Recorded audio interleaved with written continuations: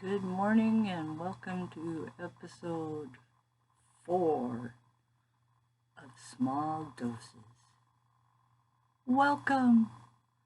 Hey, I feel pretty good today. Got my new wig. This is not it. This is one I had for an emergency backup wig. You might say the devil made me do it, but nope, you'd be wrong. It was Lilith. If you don't know who Lilith is, I highly suggest you look her up because she's fascinating. I wanted to start this episode with a lot of thank yous because I have a lot of thank yous. And so I want to thank everybody who's been very supportive. I want to thank everybody who's brought over treats to eat. And I want to thank so many people for prayers. And I actually was going to list people individually, but the list got so long because I'm lucky like that. I have a lot of good people in my support group. So, since I couldn't name everybody, and I'd probably forget somebody, I decided today I'm going to just thank my top 3 in episode 4. My top 3 girls. And this isn't in any particular order necessarily, but number 1 is going to be my friend Nadine. Partly just because of seniority. We've been friends for over 25 years, almost 30 years now.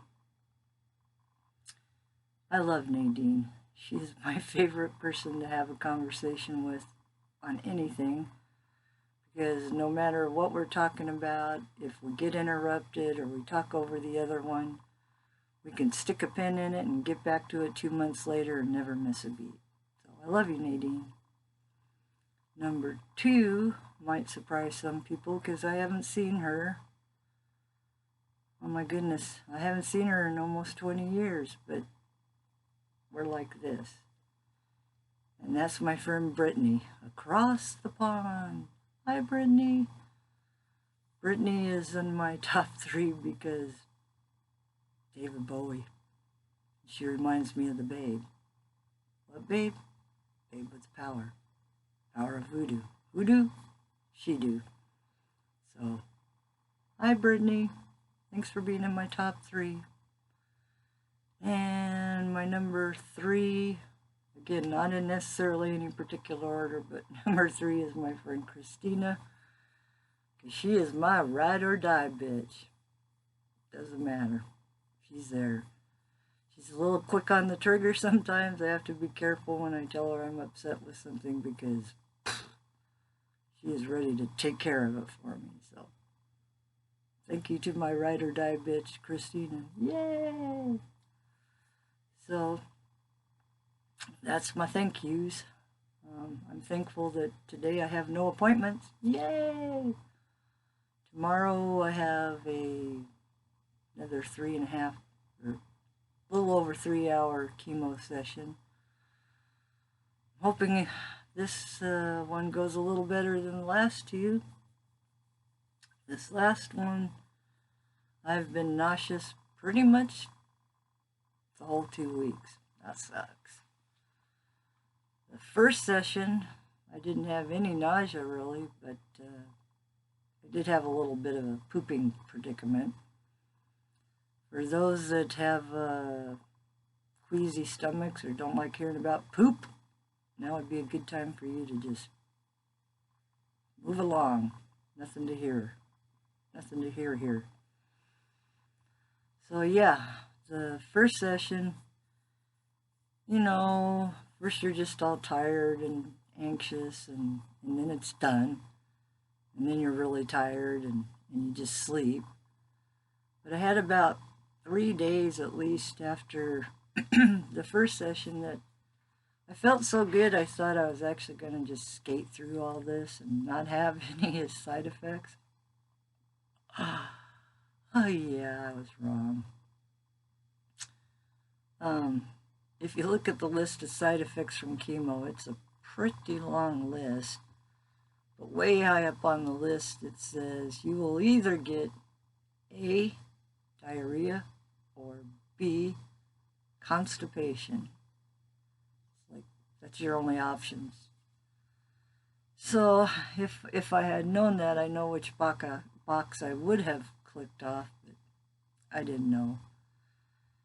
And I have often said I am too full of shit to ever be constipated, but I was wrong about that as well. So probably the fourth or fifth day after my first session, constipation hit.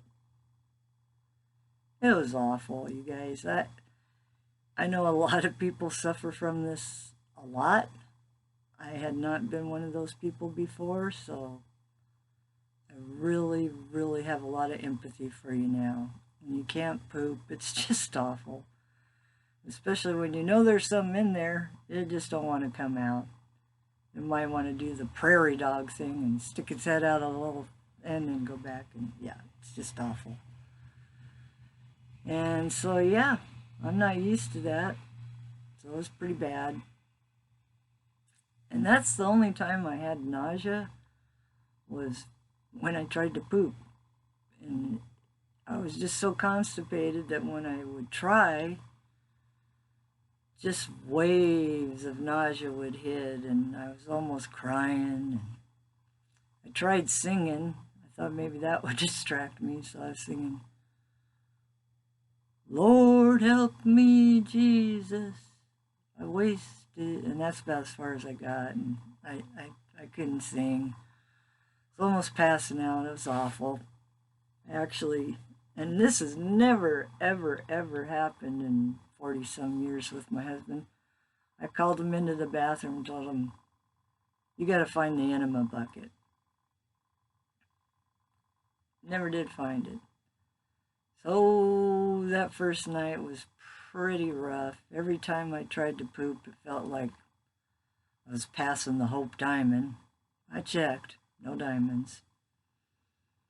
So, and then my fever spiked just enough that I had to call in, and they just said, "Oh, I'll take 2 Tylenol, and we'll check with you in the morning."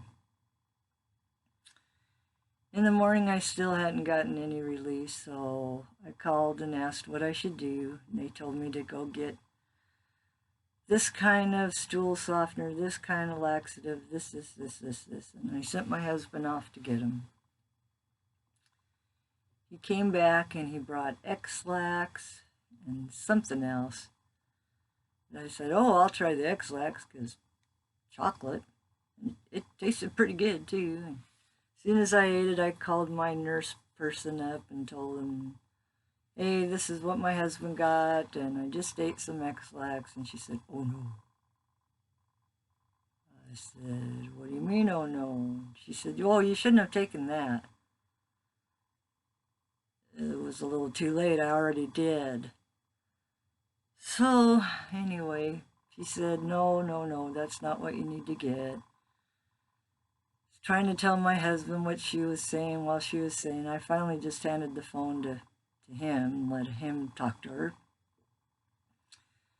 He yelled at her and told her she wasn't giving good instructions, which wasn't really her fault because I was translating her instructions. Well, since this is small doses, I'm trying to wrap this up real quickly. It took 4 trips to 4 different pharmacies before my husband finally got the right stuff. On his 3rd trip back, it was not the correct stuff yet, and I told him, this is not what I need. She told me not to take anything else, just wait. And he got mad, you will take this pill, and so I took the pill. I'm not going to do that again. Anyway, I took the pill and he stormed off yet again on his 4th trip. And every time he left, he was saying stuff like, if I get COVID because I had to run around all these pharmacies, I'm going to be pissed. Well, yeah, that would suck. I'd probably be pissed too. He did not get COVID, so that's good. He did, however, eat too much chocolate cake, but that comes later. So, yeah, the day progressed. I had these multiple things going through my system trying to move things along. Nothing, but I felt better. And then my husband felt better. He settled down and he made chocolate cake. And then he ate so much chocolate cake that he said, I think I gotta go lay down now. I think I hurt myself with that chocolate cake. So he just kind of went and cogged out, and I went about my merry way. I was feeling a little bit better, and I took a shower. I was feeling better, and took a shower, had on my nightgown, and then I came upstairs and was goofing around in my studio, when all of a sudden, that X-Lax and whatever else it was I took, they all hit at once. Well, that would have been okay if I had been right next to the bathroom when it happened, but nope. I was upstairs, no pants, wearing a nightgown. And it really hit fast. I had to pretty much gather my nightgown between my legs and make like a diaper and waddle all the way downstairs into the bathroom. It was not pretty. It was a little bit like James Woods in the movie Scary Movie when he's going, release the demons. Yeah, pretty much like that. So that was fun. But I finally fire hosed everything out, took another shower because I needed one. But then I was feeling pretty good. I mean, it was awful. Just having fire hose poop is not fun, people. It's less painful than pooping diamonds, but it's still not fun. But so I finally got cleaned up the bathroom, cleaned myself up, and I'm sitting back just chillaxing, going, whew, man, I'm glad that's over. And then my husband woke up, looking like death warmed over. He runs to the bathroom. He's in there for a while. I walk by once and go, need any laxative? He didn't think that was funny. I thought it was hilarious. But yeah, so he finally came out, covered in sweat, white as a ghost. Did his lurch impression. He went back to bed. And then I'm thinking, shit, he looks like he's about to have a heart attack. I can't have him getting sick right now. But it was okay. It turned out the chocolate cake really did almost kill him. You heard about death by chocolate? It can happen. So anyway, that's my poopy story. I hope I have no more poopy stories in the near future. Chris Hardwick's dad once said, any day you have a good poop is a good day. Can't say I disagree with that. Alrighty, friends, this has gone twice as long as any of the other ones so far, so try to make the next one shorter, because this is small doses. I love you. I hope you have a great day. Peace.